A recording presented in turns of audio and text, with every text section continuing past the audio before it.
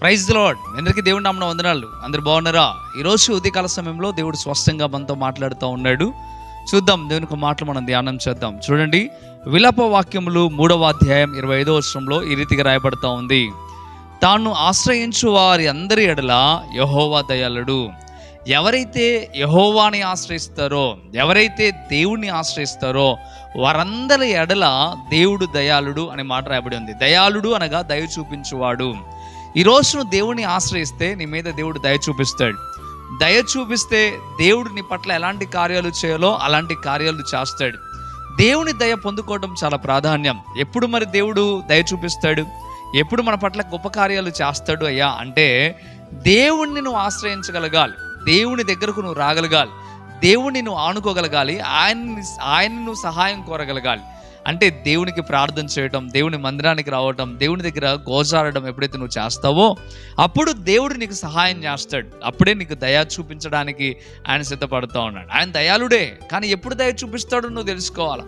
ఆయన దగ్గరకు రాకుండా, ఆయన్ని ఆశ్రయించకుండా దేవుని దయ నీ మీదకి రాదు. ప్రియమైన దేవుని బిడ్డలారా, ఒకవేళ నువ్వు దేవునికి దూరంగా ఉండి దేవుని దయ కావాలని కోరుకుంటున్నావా, అది జరగని పని. దేవుని దగ్గరికి ఎప్పుడైతే వస్తావో అప్పుడే దేవుడు నీ మీద దయ చూపిస్తాడు. నువ్వు దేవునికి దూరంగా ఉంటూ, అనగా భక్తి లేకుండా, విశ్వాసం లేకుండా, ప్రార్థన లేకుండా, ఏ మాత్రము కూడా విశ్వాస సంబంధమైన స్థితి ఏది నీ కాడ లేకుండా దేవుని దయ నీ మీదకి రావాలంటే అది రాదు అనే విషయాన్ని ఖండితంగా దేవుడు చెప్తా ఉన్నాడు. దేవుని దయను పొందుకోవాలంటే దేవుని వాక్యానికి లోబడాలి, దేవుడు చెప్తున్న విధానాలకు లోబడాలి, దేవుడు ఏ రీతిగా ఉండమన్నాడో ఆ రీతిగా ఉండడానికి నువ్వు ఇష్టపడాలి. అప్పుడే దేవుని దయను నువ్వు పొందుకుంటావు. దేవుడే కనుక నీ మీద దయ కుమ్మరిస్తే ఏమన్నా అసాధ్యమవుతుందా? నీ జీవితంలో ఏది కావాలో, దేవుడు ఏది చేయాలో అది చేయక మాంతాడా? తప్పక దేవుడు చేస్తాడు.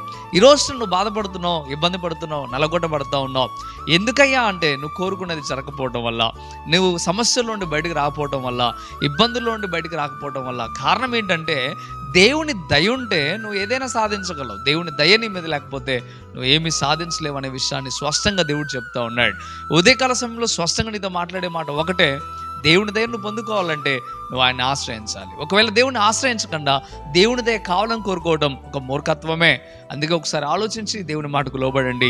దేవుడు మీతో మాట్లాడుతున్న మాటను మీరు విని దాని ప్రకారం జీవించండి. దేవుడు తప్పక మేలు చేస్తాడు. మీ కొరకు ప్రార్థన చేస్తాను. కళ్ళు మూసుకునండి. పరిశుద్ధుడా, గొప్ప దేవుడా, మీకు లెక్కలేని స్తోత్రం నాయనా. ఉదయకాల సమయంలో స్పష్టంగా మీరు మాట్లాడారు.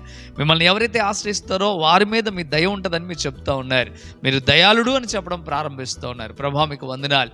ఏ బిడ్డలైతే ఈ మాటలు విని హృదయంని మార్చుకుని ప్రభు అని దగ్గరకు వస్తూ ఉన్నారో, అయ్యా మీ దయను పొందుకోవడానికి వాళ్ళు సిద్ధపడుతున్నారో, మిమ్మల్ని ఆశ్రయిస్తూ ఉన్నారో వారి మీద మీ దయ కలుగును గాక. మీరు వారి మీద దయ చూపించుదురు గాక. కష్టాల్లో, బాధల్లో, ఇరుకుల్లో, ఇబ్బందుల్లో ప్రభు నలగొట్టబడుతూ ఎంతగానో శోధించబడుతూ ఉన్నారు ప్రభు. అయ్యా వాటన్నిటిలో నైనా మీ దయ ఉంటే నైనా విజయం పొందుతారు. అట్టి కృపని బిడ్డలు కలుగుచేయండి. ఈ మాటల ద్వారా నీ బిడ్డలు బలపరిచినందుకు వేలాది స్తోత్రం అయ్యా. ఇంకనూ వారు విని దాని ప్రకారం జీవించి ముందుకు నడుచుటకు సహాయము దయచేయమని యేసే నామములో మిక్కిలి బతిమిలాడి వేడుకుంటున్నాం తండ్రి. ఆమేన్, ఆమేన్. ప్రియమిత్రులారా, ఈ వాగ్దానం ద్వారా దేవుడు మీతో మాట్లాడినట్లయితే తప్పక వీడియోని లైక్ చేయండి. అంతేకాకుండా ఇంతవరకు కృపా TV India YouTube channel subscribe చేసుకోకపోతే ఇకనైనా మీరు సబ్స్క్రైబ్ చేయండి. ఈ వాగ్దానాన్ని మీరు అనేకులకు షేర్ చేయడం ద్వారా మీరు సువార్త ప్రకటించిన వారు అవుతారు, అనేకులను బలపరిచిన వారు అవుతారు. ప్రభు మిమ్మల్ని, మీ కుటుంబాలను దీవించి ఆశీర్వదించి కృప చూపించును గాక. ఆమేన్. God bless you.